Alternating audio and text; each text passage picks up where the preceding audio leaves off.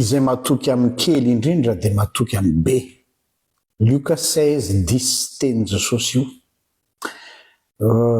Valable amin'ny fiainana izay iainantsika eto tany satria izay ny atao hoe vie éternelle, vie en abondance, nefa manomboka amin'ny zavatra kely ary ao anatin'ny zavatra kely io mirakitra harena be dia be. Tsy hoe fiainana mandrakizay misy zavatra be dia be zay vao afaka manome zavatra betsaka, fa ao anatin'ny zavatra kely mirakitra zavatra be dia be.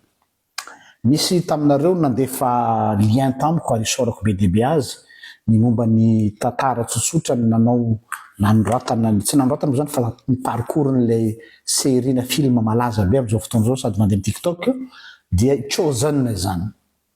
Io film io Dallas moa no mirealize azy ary io Dallas io dia nanana parcours atypique satria efa nanana expérience be dia be izy hoe te hitory filazantsara amin'ny alalan'ny cinéma. Kanefa tao anatin'izany approche natao zany dia nandamoka daholo ary perte sy matiatoka tanteraka izy. Ny antony dia hoe miaino tsy nitay azy ve Andriamanitra, tsy nanampy azy ve Andriamanitra nefa asa fanompony io. Tsia, diso fijery izy satria nieritreritra izy fa mila manana kapasité ngezabe vao afaka manao an'izany. Ny lesona voarainy tao anatin'izany rehetrarehetra zany dia ny hoe ilay tantarany namokisan'i Jesosy ny olona tsy midimy arivo. Hoe Jesosy, anjaran'i Jesosy ny mikarakara ny olona 5,000 lahy fa ny anjaran'ny mpianatra kosa tamin'ny alalan'ilay zazakely mitondra ny mofo 5 sazandrano 2.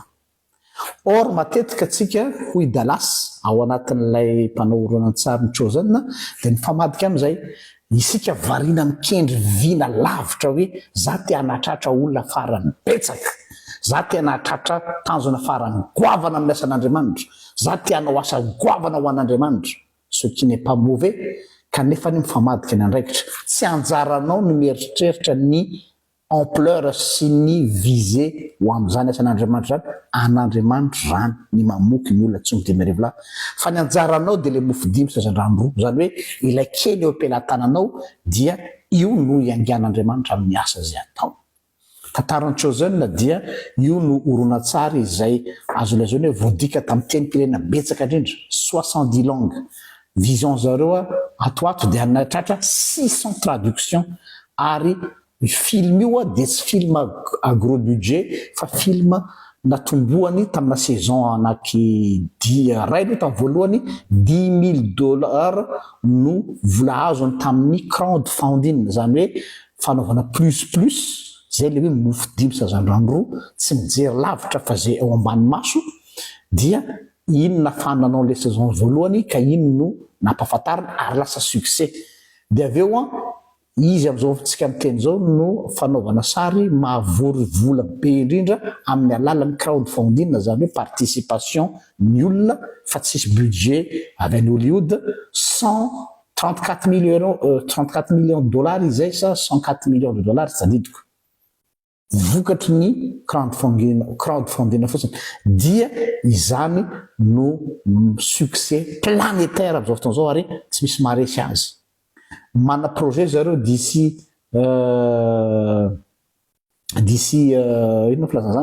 quelques années anatratra 1 milliard de téléspectateurs.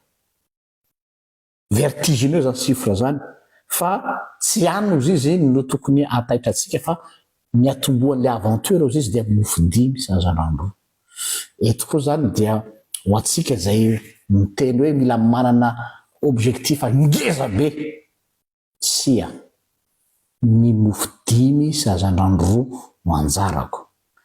Aza fa madika ny asa. Lasa sao dia Andriamanitra indray no mitady le mofo 5 sazandrano 2 dia ianao variana mitady zavatra lavitra be. Ny anjaranao tandrifianao no raiso. Dia zay kely eo ampelantananao zay hoe matoky amin'ny kely ianao dia ho mpanapaka ny be.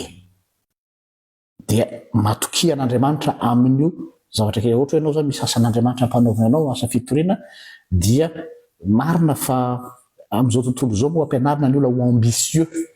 Fa ny atsika indray tsy resaka ambition ny asan'Andriamanitra fa ny tonga amin'le teny hoe zay ho ampelantanana dia ataovy à fond.